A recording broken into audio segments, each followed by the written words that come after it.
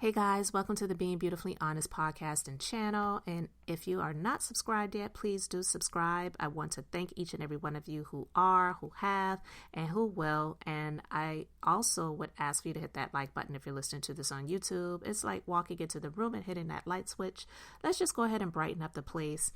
And let's get into this conversation. Guys, this story, it intrigued me and I wanted to talk about it and get your thoughts because this one, I don't really know how to feel about it.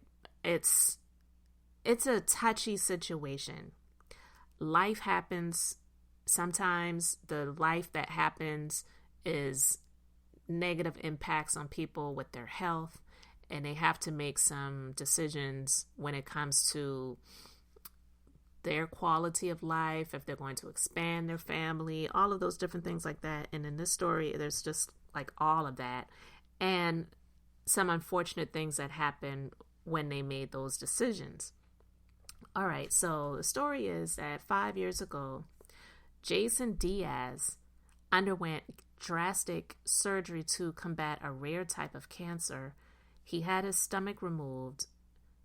Diffuse gastric cancer is an inherited disease, and it's one that he didn't want to wish to pass on to any children. So when he and his wife, Melissa, decided to have kids, they made a plan.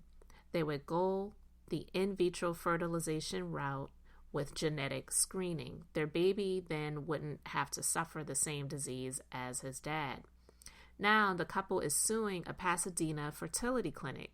They say a doctor transferred an embryo with the stomach cancer mutation, and their child, now a 1-year-old, will eventually have to have his stomach removed.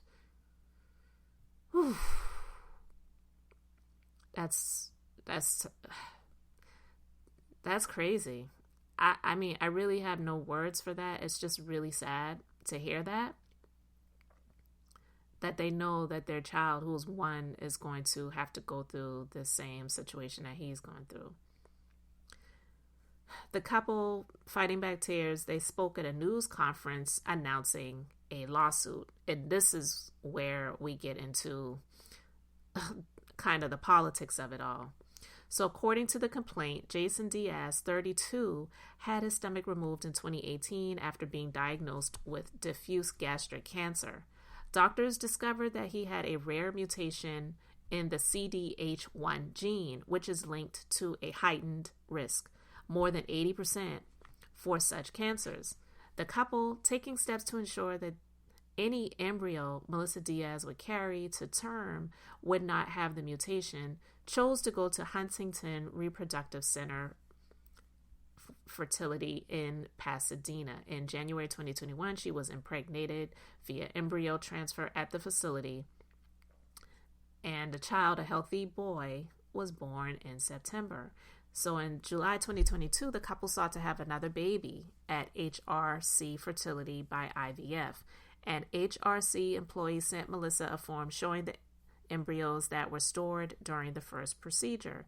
The first line of the form showed an embryo transferred to Melissa in January 2021 with a mutant allele detected for hereditary gastric diffuse cancer. Because of the transfer date, she realized that it was her child. The complaint alleges that when the Diazes reached out to the facility in a panic, they were greeted with silence, and then in October received an altered, falsified version of the report with crucial information removed. The second report included in the complaint was the same as the first, but without key details. The handwritten notes about which embryos were transferred and when, as well as the gender of each embryo. In Wednesday's virtual news conference, an emotional Melissa described her son as a very happy boy who is very chatty and friendly and loves seeing new things. The complaint states that the child will develop cancer without a preventative gastrectomy or stomach removal. That procedure comes with severe and lifelong medical complications. My God. The couple's attorney, Adam Wolf, said this was yet another disaster in HRC's history of misusing patients' genetic material and committing other grave fertility misconduct, referencing another suit against the clinic. In that suit, a couple also represented by the same attorney alleges that they wanted a male embryo, but instead their gestational carrier was impregnated with a female embryo. That suit is scheduled to go to trial in November. HRC, an affiliate of Keck Medicine of USC, issued a statement Wednesday. We deeply empathize with this family situation. The statement said, the Diazes wish to have a male embryo transferred, which we carried out according to the family's explicit wishes and in accordance with the highest level of care. Now listen, guys, this is a touchy one because apparently what this attorney is saying, at least, is that this clinic has a history of screw-ups. Now, I don't know if this couple did their research, but here's what I will say. It's hard. I couldn't imagine. I honestly, I can't fault people if they want to have children and they go these expensive routes to make it happen.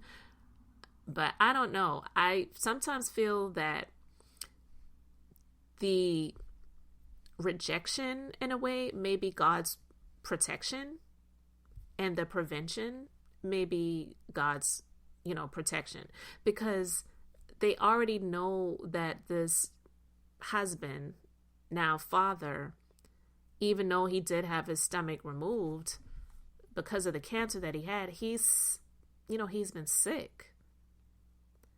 I don't know what his quality of life is going to be like moving forward. He's had his stomach removed, so I'm assuming I don't even know how that works. I really don't even know, so I'm not even going to go down that path. But I can't imagine that life is easy living that way. And I know a lot of people that want to have children would prefer to have their own versus adopting. But to go this route to try to have children and you have it happen, and I'm sure it was extremely expensive, and now unfortunately it's showing that the child has that stomach cancer mutation. I don't really know, even with these people being experts, if there was 100% proof or there was 100% way of making sure that their embryos that were implanted were not going to have that same fate that the father had. Because I'm not one of those people that believes God puts sickness on anyone. I believe that a lot of terrible things happen in this world, but I don't believe that that's one of the things that God really has anything to do with. But I will say that them knowing this, I don't really know if they can hold the clinic 100% responsible. And I know that they're claiming that they got one report that seemed to be showing, everything was A-okay. And then there was another report that showed something different. And then when they got another report, some things were falsified. I don't know. And they claim that when they came into the clinic, it was like radio silence and people were acting guilty. I just don't know. I don't know if they've signed any waivers. I would assume that there may have been some waivers or something that would have been signed, because when it comes to things like this, everything is not guaranteed. That's just a hard one, I believe, for them to try to put on the clinic. It's just, it's a horrible situation. I don't really know what the answers are to this, and I don't know what the outcome is going to be. A suit has been filed. It doesn't mean that they're going to win. It doesn't even mean that it will go all the way to court. It's possible that they more likely than not will settle outside of court and have this situation, for the sake of peace, just settle out of the public eye and out of court versus going through the motions. Or they may, go all the way to trial. We shall see. I don't know, because that attorney says that there's another suit that's going to trial in November. Now, that's a ways away, and that suit could get settled before then. But here's just my personal opinion, not trying to be mean or ugly, just being beautifully honest, guys. If you know that you possibly have these what they call defective genes, maybe if you don't want your child to have to go through that same fate, maybe you shouldn't be reproducing. I mean, there were, I believe, other ways that they could, if they wanted to have a child that was a newborn be born, they could have, I mean, they could have done it another way. I don't know what all the other terms are, but maybe they could have done it without utilizing anything from her husband and did it a different way. Or I know some people, they don't want to adopt other people's children, but maybe they could have adopted. Maybe this would have been their opportunity for them to adopt a child. And I don't know, maybe they wouldn't be good candidates for adopting because of the illness that he has been suffering. It's possible too. I don't know. But I think there may have been other ways to have a child versus using anything from him if he had this very rare genetic disposition that was something that was passable to a child. They already had that knowledge. They already had that information. So I don't know if there would be a way for them, meaning the clinic, to 100% say that, yeah, these embryos are good to go, these not so much, and then, you know, all would be well. I don't know if even the ones that they say looked good could possibly change. Maybe that is possible. I don't know. But to hear this story, it just honestly seems it's very sad, but in a way, just being beautifully honest, guys, a bit selfish, because these facts were already known about the father. And then you go through all of these routes with this clinic to have a child, now children of your own, and to find out that this is now the fate of the child, then maybe, I don't know, maybe it was your decisions that caused this to happen. I'm just saying, I'm not trying to place blame, but I'm just saying it's something to think about and consider. But also, they're blaming the clinic. So they're placing blame. They're not taking any responsibility for it. And that's one of the things that I just, you know, I don't like about the legal system. And I got out of it years ago. I was a legal assistant for 12 years.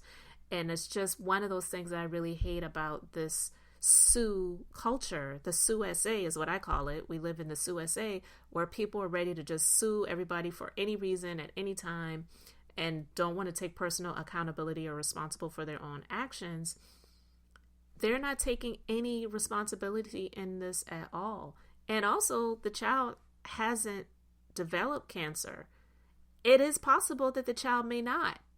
They're saying that the child is going to eventually have to have its stomach removed because it's got that genetic disposition. But who knows? Maybe, God willing, the child wouldn't develop it. I don't know.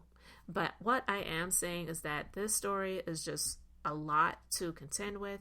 I don't know what the answers will be, but I wanted to talk about it because it just really seemed to me, with hearing everything that they went through, knowing that the father already had his stomach removed because of that cancer, and knowing that it is passable, I would probably not, if I was this dead set on not wanting my child to be disposed to that, and I didn't have any children yet, I probably wouldn't have them myself.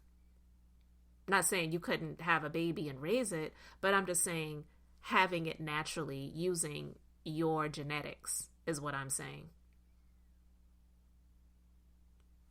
I mean, when I saw the headline, when I saw the headline about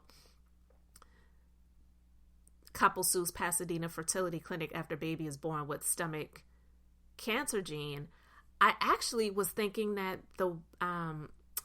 it was because of a sperm donor, to be honest with you. When I read the story and I saw that it was the father, her husband, I was like, well, that to me is a bit different than what I actually thought it was. I was thinking that it was a sperm donor and they didn't do their vetting, and this is what the result was. I just assumed that. So after reading the story, I just said, yeah, this is one of those stories that's just a little bit different. It's definitely complicated, but I don't know if they can put all of the responsibility on the clinic for this one, but that's just my thought. You can let me know yours in the comment section. So guys, thank you so much for subscribing. Oh my God, it's a sad situation, but I don't know. I don't have all the answers, but I just wanted to talk about it. So this is Beth, and I'm just being beautifully honest. So until the next time, I just wanted to be brief, be beautiful, and now I'm going to say bye.